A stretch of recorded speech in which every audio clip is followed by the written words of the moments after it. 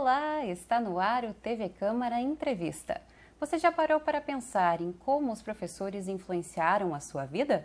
Por conta deles que hoje você consegue ler, escrever, fazer suas contas, se localizar.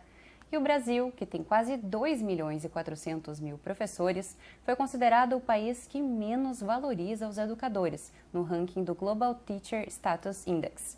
De que forma podemos mudar isso? Bom, vamos conversar hoje com dois doutores em educação, a Caroline Becker e também o Jorge Barcelos. Hoje eles estão então aqui no estúdio comigo para falar sobre esse assunto. Sejam muito bem-vindos e a minha primeira pergunta então é justamente sobre esse dado que eu trouxe agora na abertura, que é de 2018 e fala dessa questão da desvalorização dos professores aqui no nosso país. Na opinião de vocês, começando com a Caroline, esse cenário ele se mantém hoje em dia? Seja muito bem-vinda, obrigada por estar conosco. Obrigada pelo convite e infelizmente sim, acho que vemos na realidade cada vez mais e muito forte a situação de desvalorização do professor no nosso país e isso também nos remete o quanto os jovens também não estão aderindo à profissão, o quanto a gente já vê um público que se espelha e se vê em outras possibilidades que não mais na docência e o quanto que isso nos impacta, inclusive no futuro, na manutenção, de como as escolas vão operar dentro de uma lógica. Então, acho que havia um desejo, uma expectativa, até mesmo diante do cenário de pandemia, quando se percebe a necessidade, a ausência, da presença do professor, da importância da escola para aspectos que são muito mais do que os aspectos acadêmicos, que envolve a socialização, as relações, a aprendizagem pela diferença. E aí a gente também acreditava que daqui a um pouco os professores ganhariam um pouco mais desse reconhecimento e dessa valorização quando essa demanda acaba sendo terceirizada à família diante do cenário que impossibilitava a convivência.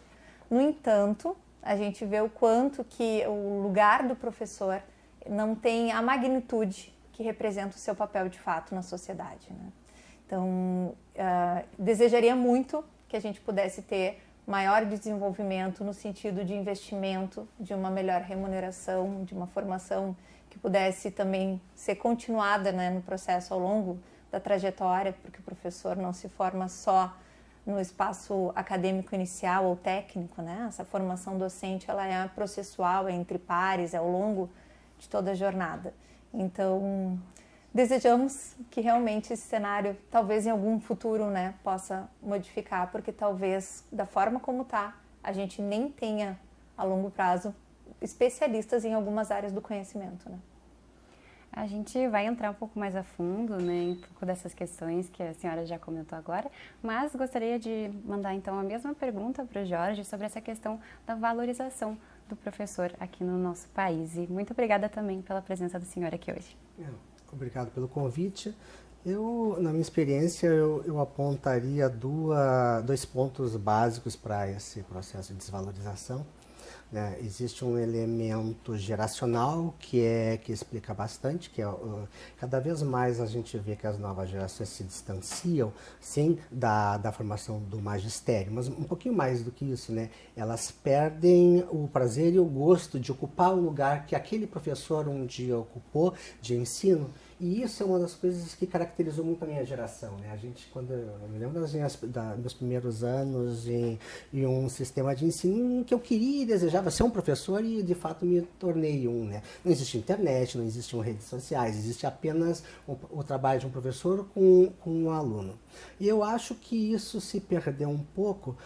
E eu aponto para mim, no meu entendimento, é que tem a ver muito com o tipo de modelo de sociedade que nós estamos construindo, infelizmente para pior, onde a gente pode identificar algumas forças que colaboram para a desvalorização do professor. Eu acho que, basicamente, o sucesso de políticas neoliberais que tem como fundamento a redução de custos, o emprego dos trabalhadores e principalmente o contexto de desigualdade que provocam, faz com que as pessoas não tenham mais ideais, faz com que as pessoas lutem pela sobrevivência.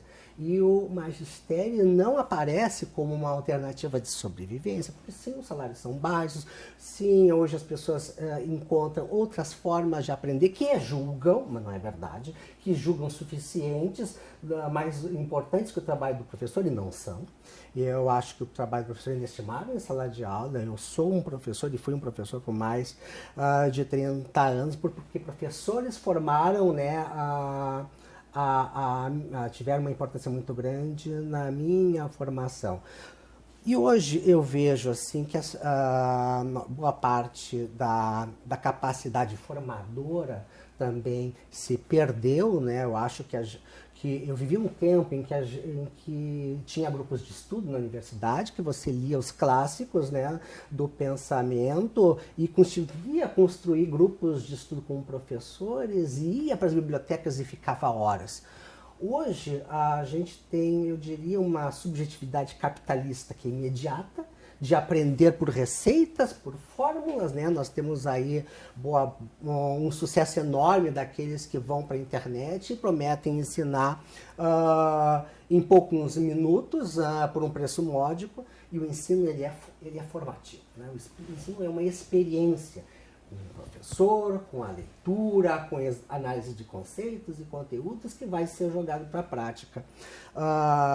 Eu acho que nós só vamos conseguir sair desse estado de coisas, né, de uma mentalidade muito imediatista, de um processo de desvalorização do professor, quando a gente conseguir, de alguma forma, frear o tipo de política que incentiva, né, que hajam menos professores, né, que possibilita a redução. E é uma política que desvaloriza salários.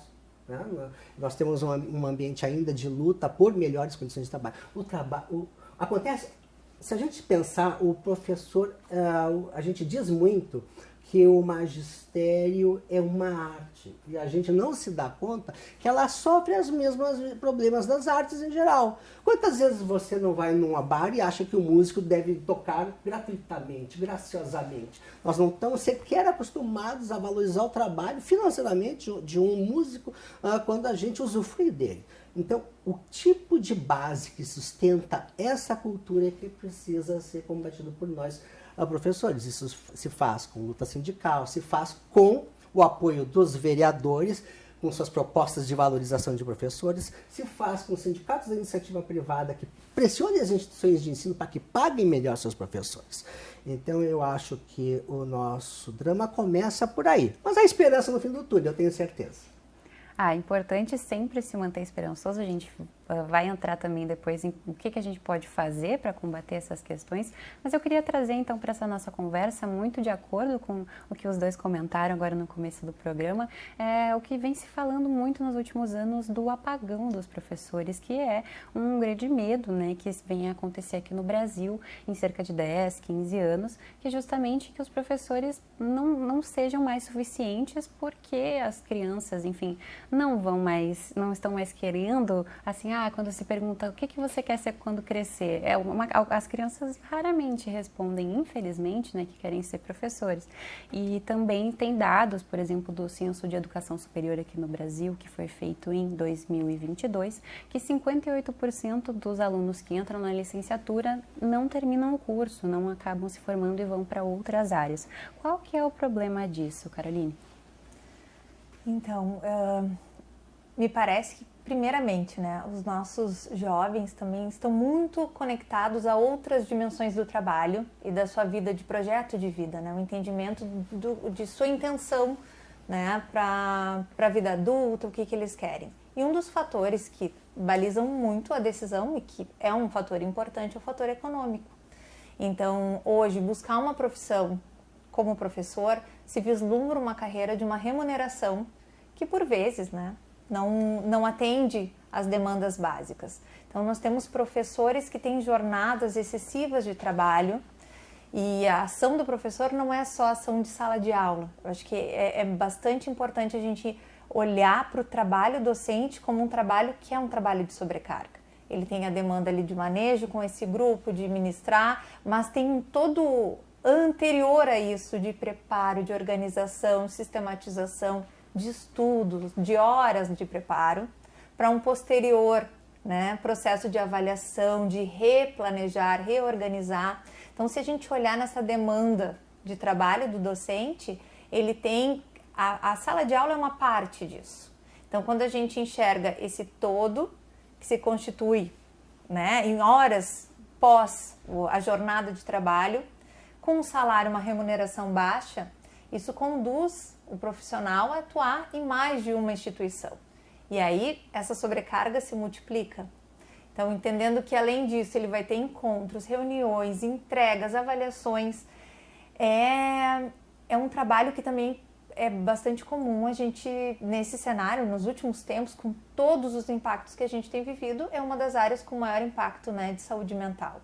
Então, o quanto que tudo isso sobrecarrega esse sujeito, esse ser humano, que também está ali nessa mediação e no processo de educar, que, de novo, assim, ele é muito maior do que trabalhar sobre a técnica ou um objeto de aprendizagem específico. É tudo que acontece no entre, são as relações, é a organização, é a sistematização, a condução de um grupo nessa diversidade e que traz também cada um suas demandas, suas necessidades. Então o professor, ele está em constante trabalho. Eu costumo dizer que assim, é muito difícil a gente ouvir de professores que atuam quando eles estão até mesmo em momentos de lazer. De certa forma, eles estão sempre trabalhando, né? Olhando alguma coisa, tendo ideias, pensando de que forma isso também se conecta com a sua sala de aula, né? Então, assim, enxergar toda essa demanda, uma remuneração que não é adequada, que gera uma sobrecarga, faz com que os estudantes que estão em processo de escolha profissional, por mais que por vezes admirem seus professores, e assim, é muito comum, e também convivo com estudantes nessa faixa etária, de tomada de decisão, de ensino médio para a vida adulta, de, olha, se eu fosse fazer algo que eu gosto bastante, talvez eu me tornasse professor de história, professor, né, de geografia, de matemática, mas eu vou buscar uma profissão que financeiramente me dará retorno. E a gente vê em grande número, né, o fechamento de cursos de licenciatura, e o quanto que hoje já o mercado, a gente tem uma previsão para alguns anos, mas hoje algumas áreas já são bastante difíceis de podermos identificar profissionais que sejam especialistas.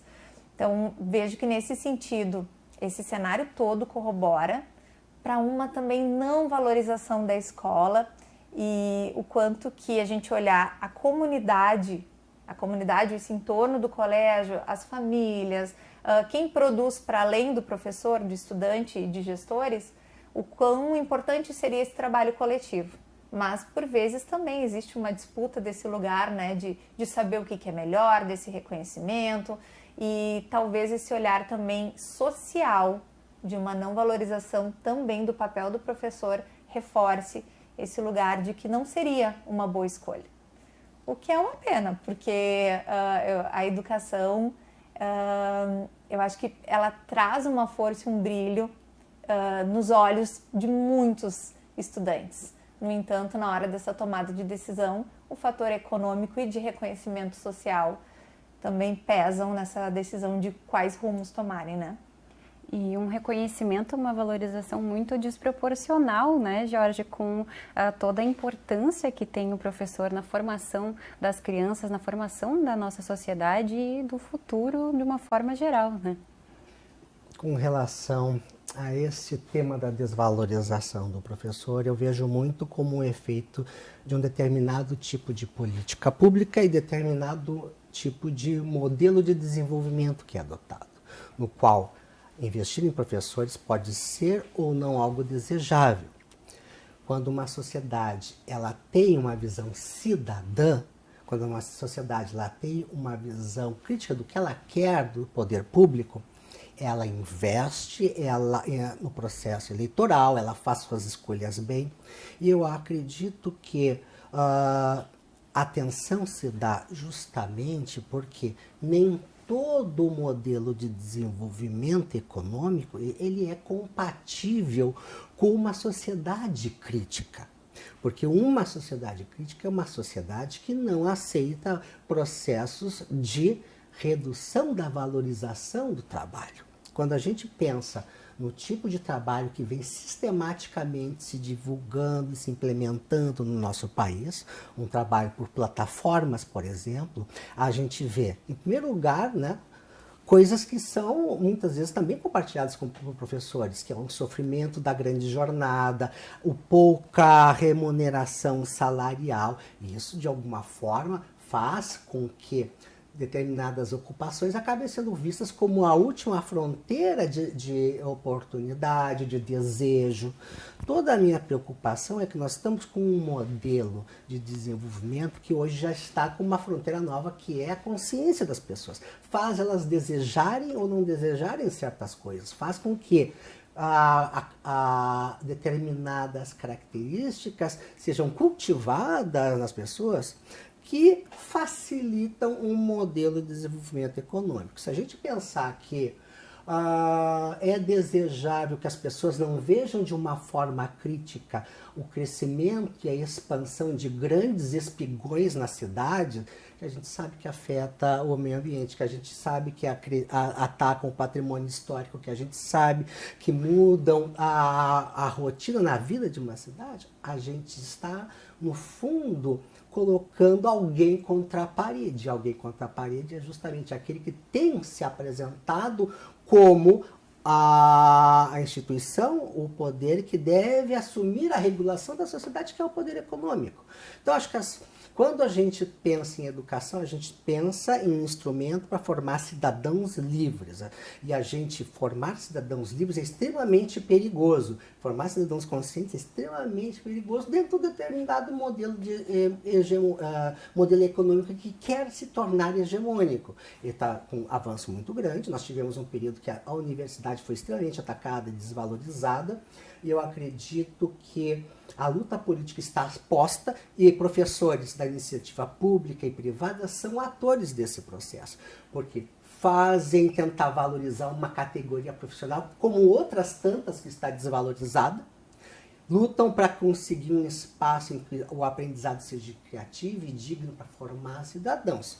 Mas enquanto nós tivermos a ideia, as pessoas tiverem a ideia de que o está dado é o natural, de que o mundo que nós vivemos é o mundo do ter e não ser, ou do ser, nós não conseguiremos mostrar para os nossos alunos que ser professor é um ideal que vale a pena, que é um ideal que a pessoa pode se realizar, porque sequer essa questão da realização pessoal é hoje colocada como aceitável no mundo, que as pessoas têm que lutar pela sua sobrevivência. Quando a gente atacar a desigualdade e lutar por melhores condições de vida, nós conseguiremos trazer a reboque a valorização do professor que nós tanto almejamos.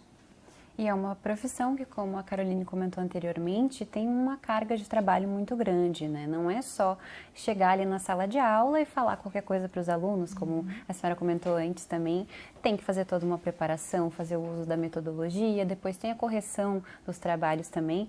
E, além disso, também queria trazer uma questão de outros aspectos que são saber abraçar a diversidade dos alunos, seja de etnia, seja de sexualidade, né? Seja alunos com deficiência também, além de estar sempre atualizado, né, nas novas tecnologias, nas novas formas de ensinar. Então, eu imagino que tem mais essa camada ainda para ser professor, né, Caroline? Excelente observação. Enquanto um profissional que atua no desenvolvimento de outros seres, né? Acho que poder olhar também para esse professor, para o docente, como um sujeito, como um ser humano que precisa estar em constante formação. A gente discute muito sobre educação, formação, aprendizagem, pensando muito nessa janela vinculada à escola, né? Mas isso não se refere apenas ao espaço escolar e nem apenas à educação básica, né? A gente fala em formação e aprendizagem em diversos espaços que não somente ali e ao longo da vida. Quando a gente discute a aprendizagem, a profissão docente, esse profissional também é alguém que vai estar em formação contínua e justamente para conseguir também lidar com essa mudança que cada vez mais dinâmica nós temos do cenário de sala de aula. Os estudantes vão mudando, a gente tem já uma aproximação dessa mudança geracional, as características, as formas da aprendizagem. Disseste antes a importância de como é a metodologia, como é que eu vou trabalhar com determinado público. Então é completamente diferente a forma como esse profissional atua na educação infantil, como ele atua no ensino médio, né? Então, que tipo de público é esse? É toda essa habilidade que o professor precisa ter e de gestar conflitos, acolher a diversidade e poder trabalhar, são pontos fundamentais dessa formação continuada, que por vezes fica impactada no não investimento na educação. Então, com esse cenário todo, o investimento tanto da instituição nem sempre é o suficiente, é o adequado para essa formação permanente. O autoinvestimento, né, o investimento do próprio professor na sua formação, quando se tem uma verba tão restrita, também fica secundarizado, ou daqui um pouco com instituições, como a gente teve uma pulverização de instituições, né, formando e sem daqui um pouco uma trajetória, ou sem a qualidade devida, mas por vezes alcançando também um valor monetário possível em algumas realidades. Então, o profissional docente, ele tem um desafio de lidar com um grupo, com pessoas, com um olhar para a educação socioemocional, que vai envolver esse sujeito também como inteiro, né? Não só com a capacidade do aprender ou não do aprender, de olhar para esse grupo e pensar sobre essa diversidade. Nem todos operam, aprendem da mesma forma, no mesmo ritmo. Como avaliar e olhar para isso? Como mediar conflitos de diferenças ou de desrespeitos nesse contexto? Então, esse suporte que o professor precisa e que não pode ser um trabalho solitário, assim como eu acredito profundamente que a educação inclusiva ela não é destinada a um setor específico dentro, né, da instituição escola, ela é uma responsabilidade da comunidade, ela é uma responsabilidade de todos os atores desse contexto. Essa formação, discutir, pensar sobre essas temáticas é fundamental. Em que tempo e com que qualidade, quando se tem um baixo investimento, porque todo o investimento de formação ele também envolve um investimento financeiro, um investimento de tempo. Então, me parece que poder olhar com maior responsabilidade para o papel da educação é uma necessidade social assim, no nosso país, né? Poder enxergar o quanto que olhar com cuidado e com compromisso que a escola tem enquanto um papel de janela da privacidade individual das famílias, né? Porque é na escola que o sujeito vai se deparar com outras formas de cultura, com outras formas de relações, vai precisar mediar conflitos, vai precisar solucionar e vai aprender. Porque a gente aprende na diversidade, na diferença. Então, são nesses desafios que a gente vai desenvolver as habilidades sociais, a gente vai ganhando repertório de soluções para a vida, né, ao longo do nosso desenvolvimento. Então, o papel do professor ele é muito mais do que construir um repertório de habilidades, competências e conteúdos acadêmicos. Esse professor precisa estar em condições para que ele possa fazer um trabalho complexo, como cabe ao profissional, né, ao docente. E para isso é preciso um suporte, uma valorização e uma rede que reconheça o lugar e a importância da educação para que a gente possa, de fato, investir como se deve, né? E um desafio também é manter o interesse dos alunos, né, dentro da sala de aula, Jorge. Até queria trazer um pouco a questão da educação extracurricular, que a gente comentava um pouquinho antes do início do nosso programa. Se o senhor puder falar um pouquinho sobre isso e dessas maneiras, né, de prender a atenção, ter esse relacionamento com os alunos, tanto dentro quanto fora da sala de aula. Perfeito. Esse é um ponto que você tocou também, que é bastante importante. E eu construí toda a minha carreira como professor com base na educação extraescolar. Eu fiz história, mas eu me lembro de um dia a professora me dizer: você está fazendo curso, você gostaria de ser professor universitário, né? Todo mundo. Por quê? Porque, claro, é o que me remunera em relação aos outros. E eu me dei conta que era um universo bastante limitado, né? Apesar de ter sido professor da Unicinos, da São Judas Tadeu, de diversas outras universidades, eu sempre sobrevivi com o trabalho como servidor público da Câmara de Porto Alegre, ao qual sempre eu vou ser grato, porque me possibilitou exercer neste espaço exatamente as práticas de educação extraescolar. Eu trabalhei mais de 20 anos no Memorial da Câmara de Porto Alegre, trabalhei mais também na escola do Legislativo. E uma das coisas que eu trouxe da minha experiência como aluno para a minha prática foi de sempre estudar, estar sempre estudando. E uma coisa prática que eu desenvolvi foi nunca entrar em sala de aula sem um texto escrito. Pela Câmara eu desenvolvi vários projetos educativos. O Câmara Vai à Escola, exposições itinerantes, o Aula na Câmara, o Rota Política, e todos eles, na verdade, eles eram aulas que eram ministradas dentro da Câmara, no plenário. Eventualmente, quando eu ia na sala de aula convidado, eu visitei todas as escolas de Porto Alegre. Eu fui na Zona Norte, na Zona Sul. Às vezes eu levava 1 hora para chegar da escola, ficava 45 minutos, levava mais 1 hora para voltar. Mas eu fazia isso porque eu sabia que a Câmara tinha que chegar a esse público e tinha que levar a sua mensagem de formação de cidadãos até lá. E uma das coisas que meus professores me ensinaram é que é nunca entrar em sala de aula sem um texto escrito. Eu sempre preparava minhas aulas, escrevia, lia bastante. E isso foi responsável por eu ter publicado mais de 23 livros, né? Porque todas as minhas aulas estavam preparadas e eu consegui ter uma produção bastante interessante, pelo menos consegui registrar minha experiência de conteúdos, né, de ensino. E acho que esse é um tipo de esforço que nós precisamos ensinar aos novos jovens. É um tipo de que ele precisa estar sempre em formação. Eu estava às vésperas da aposentadoria, ainda estava escrevendo, dando aula e continuo escrevendo e lendo bastante. É uma atividade, portanto, que tem um custo para formar um professor. É uma atividade que precisa ser valorizada. Eu me lembro que na época que eu ministrava aulas, havia uma grande discussão, inclusive, porque o preparo de aula precisa ser remunerado, né? Precisa ser valorizado, né? Os espaços em que os professores têm de discussão da sua aula precisam ser remunerados e pagos. Isso tudo são lutas de valorização dos professores que continuam. Por outro lado, a ideia de que nós vivemos uma realidade de ensino complexa e multidimensional é extremamente relevante, porque nós precisamos aprender com o mundo que está aí, né? A problematizar dentro da sala de aula o mundo que está sendo transformando. E nós temos uma transformação enorme com o advento da internet. Eu sou da era pré-internet. Eu sou da era analógica, eu sou da era em que as pessoas não iam para o Google fazer uma pergunta, mas iam para uma biblioteca passar horas lendo, né?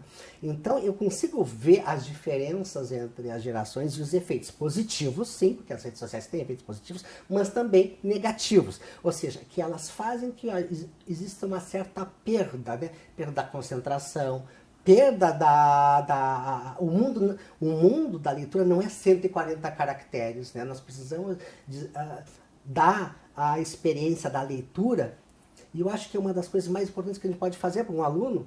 E eu me lembro agora, ontem, né, do especial da Fernanda Montenegro, que eu achei muito bonito, porque durante a trajetória dela, ela disse que ela parou um tempo para ensinar, e era ensinar a ler. E aí apareceu as turmas dela, e aquilo absolutamente foi fantástico, porque é uma das pessoas que mais nós reverenciamos, e ela reverenciava o quê? O ensino, a educação, né? E se há uma magia, né, dentro da educação, é essa de que a gente consegue transformar alguém, né? Então, conseguimos fazer com que ele no futuro não seja uma massa de manobra, né? Que ele seja uma pessoa crítica.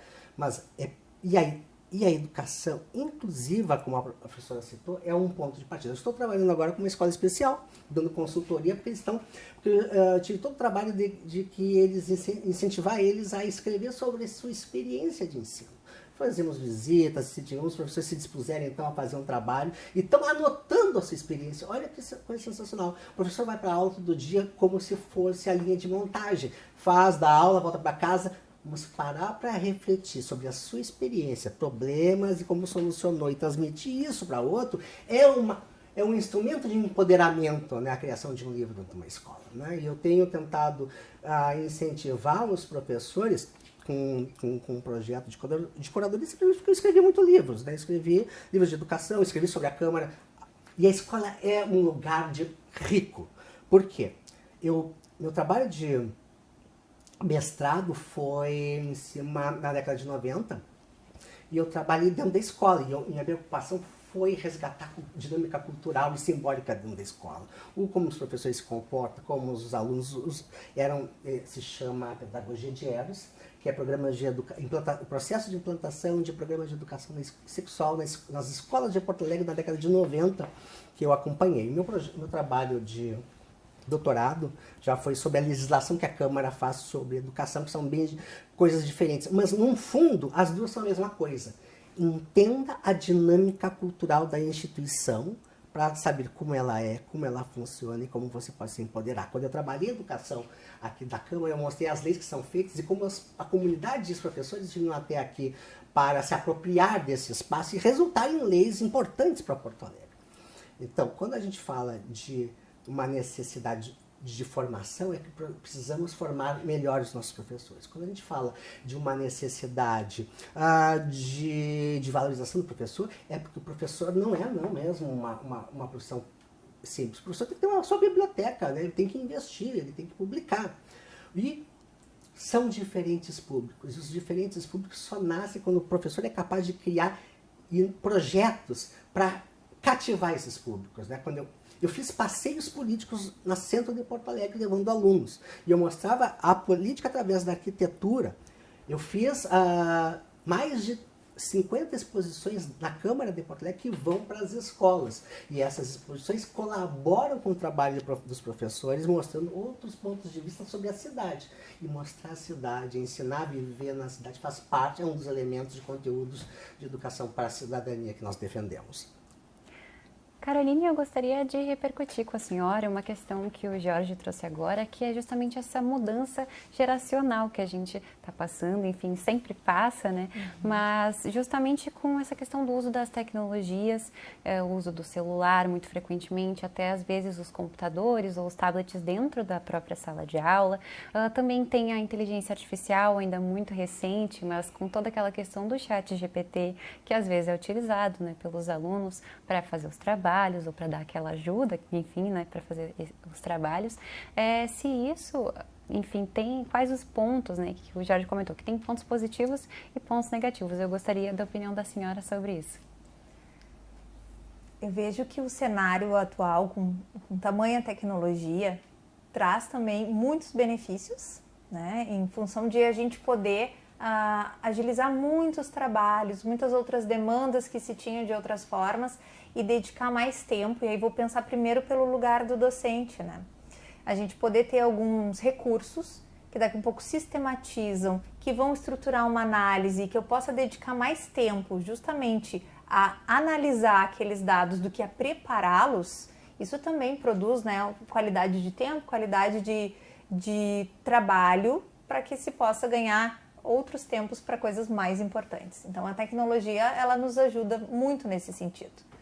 No entanto, a tecnologia, ela também, e aí sobretudo dentro de sala de aula, a gente tem acompanhado esse fenômeno mundial em relação ao uso dos celulares, o quanto que alguns países já operam nessa lógica de proibição do uso da tecnologia, ainda que a gente traga o quão necessário é a discussão, o gerar um hábito, uma consciência desse uso e o quanto que isso impacta no foco atencional do estudante, o quanto que isso vai prejudicar o seu desenvolvimento dentro de sala de aula, porque ao tempo em que ele está ali do lado e aquele atrativo, aquele distrator fica o tempo inteiro chamando a atenção, ele não vai conseguir se desenvolver da mesma forma dentro de um debate ou da compreensão, né, dessa dinâmica de sala de aula.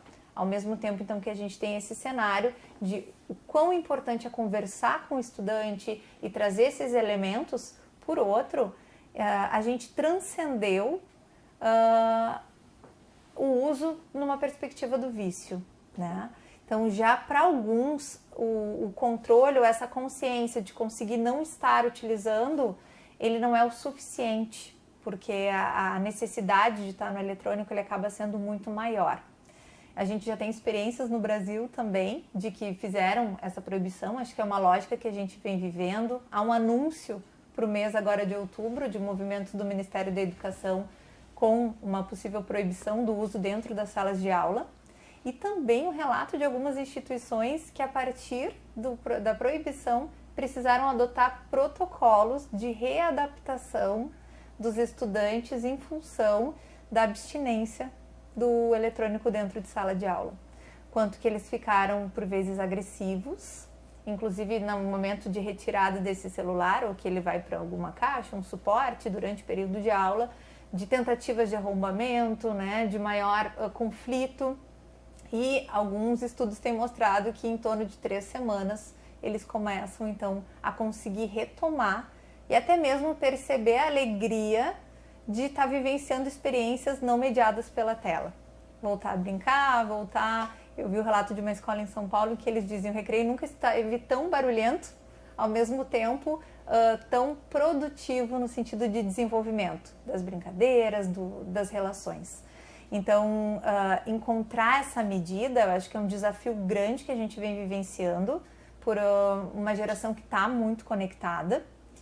A ideia não é lidarmos contra o uso da tecnologia, mas a gente aprender a uma convivência adequada e também, pensando em inteligência artificial, de que a gente coloque a inteligência artificial a trabalhar para a gente e não o contrário, né? Nós estarmos a trabalho a serviço da inteligência artificial.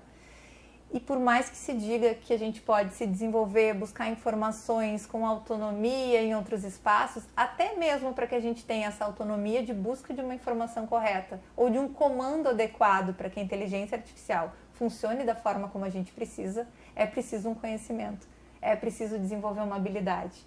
Então, a mediação do docente, o espaço educacional, ele continua sendo fundamental, até mesmo para que a gente consiga se adaptar a essas mudanças, lidar de uma forma saudável com as tecnologias e o quanto que talvez aprender a utilizar isso como um benefício também para dialogar com essas juventudes. Eu acredito muito que a gente precise estar em diálogo constante de escuta. A gente precisa, enquanto educadores, estarmos muito atentos ao que esses estudantes trazem, a como eles percebem, a como eles se sentem, como eles significam esse mundo. E não porque a escola vai trabalhar a serviço desses desejos, mas que a escola também vai entender esse sujeito e buscar estratégias de desenvolvê-lo enquanto um cidadão que a gente já rompeu a ideia de atuação local, ele vai atuar local, mas de um impacto global, né? Entender esse compromisso que a gente tem numa perspectiva de mundo, não somente centrado, né? Então, acho que esse desenvolvimento é importante, mas ao mesmo tempo nessa relação muito próxima com o estudante, tentando entender esse cenário, colocando esses limites com afeto, deixando claro quais são as possibilidades e um espaço de desenvolvimento seguro. Então, criar uma estratégia, um espaço em que ele possa se desenvolver com segurança e de uma forma saudável. Conversando aqui, fica muito claro para mim que a gente tem um cenário de muitos desafios, o que só reforça a importância do profissional e que ele seja muito bem capacitado, como ambos já comentaram anteriormente aqui no programa. Eu queria trazer também para a nossa conversa a questão da pandemia, né, do coronavírus, que acabou deixando muitas crianças, principalmente as que estavam nas séries iniciais, ali naquele período de 2020, 2021, com uma certa deficiência enfim, na educação mesmo, né? Ali na alfabetização. Até tem alguns dados que mostram que aqui mundialmente, mas aqui no Brasil principalmente, tem dados de que 56% das crianças no segundo ano ainda não sabem ler, né? Atualmente aqui no Brasil. É um dado da Unicef.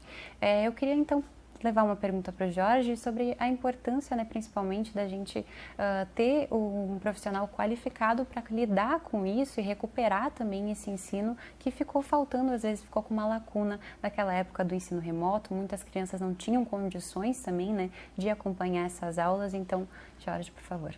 Não, com certeza, esse conjunto de características do nosso tempo reforça a necessidade dos professores. Primeiro, de termos professores, de formarmos gerações de professores. Primeiro, porque nós estamos vendo que a educação não é apenas uma necessidade do ensino formal, mas também do ensino informal. Hoje, na maior parte das instituições públicas já há ações educativas, mas nem sempre é um professor, ou seja, alguém oriundo do curso de pedagogia que está ocupando esse espaço. São servidores de outras áreas, são também, às vezes, museólogos recém-contratados que ocupam a função educativa de museus, de memoriais, de instituições que fazem o relacionamento dessas instituições públicas com a rede de ensino. Eu poderia citar o Tribunal de Justiça, Memorial do Rio Grande do Sul, diversas instituições hoje estão com a função educativa, mas ela não é desenvolvida por professores. Olha como tem uma demanda. Uma das coisas que eu sempre dizia, olha, você que é professor, faz concurso em qualquer instituição, para qualquer lugar, porque lá você vai achar um espaço educativo para fazer de seu, que foi essa minha experiência, né, aqui como servidor da Câmara. Um dos meus livros é justamente sobre a ação educativa da Câmara. Outro também, justamente, aliás, são dois, um é sobre a pandemia, o outro é a relação da Câmara com a pandemia. Está tudo no meu site, jorgebarcelos.pro.br, para download gratuito. Então, com relação à pandemia, que eu também estudei, nós temos uma necessidade grande, assim, de professores para fazer essa recuperação desse corpo de alunos que ficou afastado por duas razões.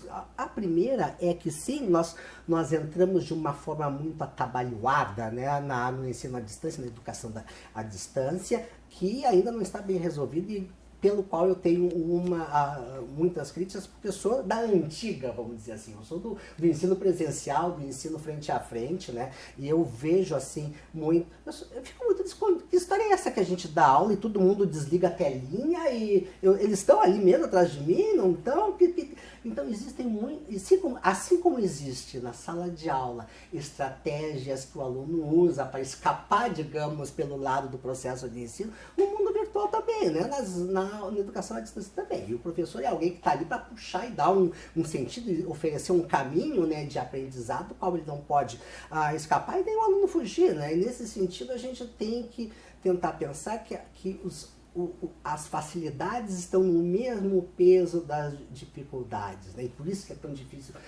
O conteúdo, ensinar para as redes sociais é um conteúdo de ensino hoje. Você precisa aprender a lidar com todo esse aparato. Eu acho que tem alguns autores que são absolutamente inestimáveis para isso. Acho que o Byung-Chul Han tem duas obras importantes sobre redes digitais que tem que fazer parte de um currículo de formação de professor, porque ele mostra justamente esse outro lado de que tipo de leitor as redes sociais estão ajudando a construir, que tipo de ser que aprende as redes sociais estão fazendo, né? E um outro autor que eu acho muito importante, que é o Paul Virilio, eu estou falando de um filósofo, estou falando de um urbanista, mas os dois trabalham com a mesma ideia de criticar a tecnologia, e o Paul Virilio é muito claro, né? Quer dizer, se nós deixarmos a educação nas mãos das redes sociais e dos aproveitadores de plantão, nós vamos destruir com a educação, né? Quer dizer, ele é muito claro, nós temos assumir o papel político de parar, de dar um freio, calma aí. Está muito rápido esse processo, né? Nós temos que refletir sobre as bases de transmissão do conhecimento, uma formação adequada, que não é rápida, que não é ligeira, educar, aprender, né, passar pelo processo de ensino, foi assim para mim, né? Foi uma coisa, olha, você tem uma dose de sofrimento, que você tem que se dedicar à leitura, tem que se dedicar à discussão dos conceitos, à incorporação. Eu nunca deixei de entrar num autor e acompanhar do início ao fim das obras que ele publica, porque precisa entrar no pensamento de alguém para poder dizer alguma coisa, né? Mas hoje os alunos entram, buscam um resumo feito num site de terceiro que nunca ouviu falar para tentar resolver o problema de fazer um trabalho em sala de aula. Não é assim que as coisas deveriam ser, né? Eu acho que a internet, para mim a internet é maravilhosa em certos aspectos. O que é isso? Eu sou uma pessoa que teve uma origem pobre, humilde. Tudo que eu consegui foi com a Câmara. Eu jamais tive acesso a cursos de línguas, por exemplo, na época da minha formação. Era impossível pagar um curso de línguas. Eu não tinha condição de pagar. Hoje eu estou velho para cursar línguas, mas eu leio espanhol e leio bem francês. E aquilo que eu não posso e não consigo, eu traduzo. Olha que maravilha. Tá lá às 3 da manhã, baixando um livro em inglês e conseguindo com o auxílio de um tradutor entrar numa última obra de um autor que eu não tinha lido, seja do Morin, seja de outros autores, pensamento de esquerda, consegui traduzir, e isso me ajuda a construir as análises que eu ainda publico em diversos artigos e que são a base dos meus livros. Então, acho que ferramentas de ensino são fantásticas. Tu entrar num museu que eu nunca pude entrar, né? E hoje tu entra através da internet, das redes sociais, tu baixa em alta definição, obras, então é absolutamente fabuloso. Mas, e sempre tem esse mas, né? Eles nos cobram o preço da atenção. E eles nos habilitam e acaba privilegiando o nosso olhar a uma dinâmica que esquece a importância do tato. Eu fui chamado uma vez para dar um auxílio de uma escola aqui no centro que estava tendo problemas de disciplina e queria uma palestra. E eu, puxa, como é que eu vou formular essa palestra? E comecei a ler e tal. E uma das coisas que eu consegui levar como elemento de discussão é o seguinte: o problema, né, de alunos hoje estarem exaustivamente viciados em redes sociais é que a rede social é o primeiro elemento que nos faz perder o respeito pelo outro. As redes, por quê? Porque para haver respeito tem que haver uma distância, né? Eu preciso ter uma distância do meu interlocutor, eu preciso saber cuidar com a expressão, com a palavra. E as redes sociais, tudo que elas fazem é para acabar com a distância entre as pessoas, né? E é aí que a gente acaba perdendo o respeito pelas pessoas. E aí a gente vê, bom, eu acho que todo mundo tem um grupo de família em que em algum momento já passou dos limites a conversa, e aí porque as pessoas têm posições diferentes que não conseguem dialogar mais e expõem isso diretamente, e aí, bom, né? Aí as redes sociais que não dão freio a ninguém, não dão freio a ninguém, acabam levando que a pessoa, né, seja, como diz o Zizek, apenas guiada pelo mais gozar. Só vale o meu, eu estou no mundo, eu só quero que os meus valores importem, não existe mais solidariedade, não existe a preocupação com o outro. E de fato, se a gente vê, a gente está corroendo com um pouco dos vínculos sociais. Mas é fantástico se a gente conseguir aprender a usar esse instrumento que está aí, que não vai sair, né, para o melhor, que é acessar o conhecimento, divulgar a quem hoje, né, não consegue sequer ter acesso à internet, né? E nesse sentido, a pandemia foi uma propulsora das tecnologias, né? Então, não trazendo assim, não acho que soa bem trazer como um benefício, né? Acho que não há benefício algum na pandemia, mas que as escolas precisaram se reorganizar e dinamizar de uma outra forma. E hoje, né, algumas tecnologias trazem possibilidades que antes a gente tinha muito longe de possibilidade de formação, de desenvolvimento. Hoje a gente consegue acessar conhecimentos, né, em palestras e formações em outros lugares do mundo. Então, acho que isso traz um ganho significativo. Durante a pandemia, eu fui uma das autoras da cartilha que foi publicada pela Unesco de reabertura das escolas, né, quais eram os processos. E a preocupação inicial sempre foi o aspecto da saúde mental. Depois de muito tempo, todo mundo nos seus próprios espaços, como é que seria, né, retomar essa convivência, esse processo? E a gente sabe que não foi simples, foi bastante difícil o início, o quanto que a inabilidade social, as pessoas se readequando como se estivessem em casa, quando estavam em público. Então, o quanto que isso levou um tempo para se reacomodar e até as pessoas lidarem com todas as perdas e impactos que a pandemia trouxe.